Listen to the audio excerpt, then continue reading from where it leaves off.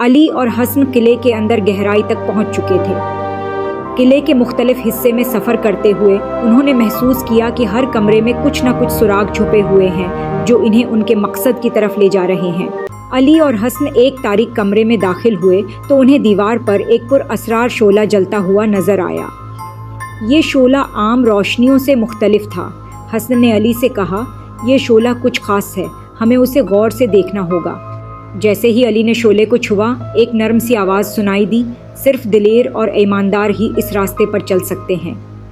دیوار میں ایک چھوٹا سا دروازہ نمودار ہوا جو پہلے نظر نہیں آیا تھا۔ حسن نے کہا، یہ یقینی طور پر جادوئی کتاب کا حصہ ہے، ہمیں اسے کھولنا ہوگا تاکہ ہم اپنی راہ ہموار کر سکیں۔ علی اور حسن نے دروازے کو کھولا اور اندر داخل ہوئے۔ اندر ایک روشن کمرہ تھا جس کی دیواروں پر قدیم نقوش بنے ہوئے تھے۔ کمرے کے درمیان میں ایک پرانا لکڑی کا صندوق رکھا تھا۔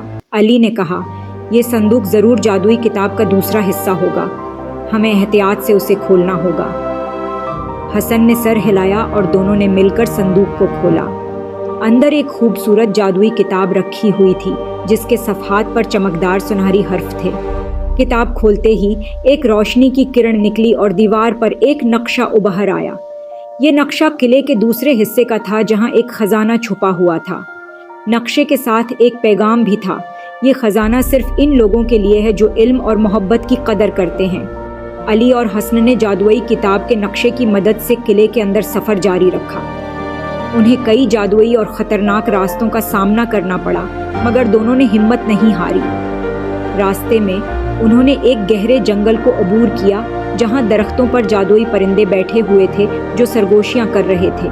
حسن نے کہا، یہ پرندے ہمیں کچھ بتانا چاہتے ہیں۔ علی نے غور سے پرندوں کی بات سنی اور سمجھا کہ وہ انہیں ایک جادوئی چشمے کی طرف لے جا رہے ہیں۔ علی اور حسن پرندوں کی رہنمائی میں چشمے تک پہنچے۔ چشمے کے پانی میں ایک خوبصورت پتھر تھا جس پر لکھا تھا، سچائی کا پتھر۔ حسن نے پتھر کو اٹھایا اور کہا، یہ یقینی طور پر ہمیں خزانے تک لے جائے گا۔ پتھر کے ساتھ علی اور حسن نے اپنا سفر جاری رکھا اور قلعے کے اندر ایک اور کمرے تک پہنچے جہاں ایک قدیم مجسمہ تھا۔ مجسمے کے ہاتھ میں ایک چابی تھی جسے علی نے اٹھایا۔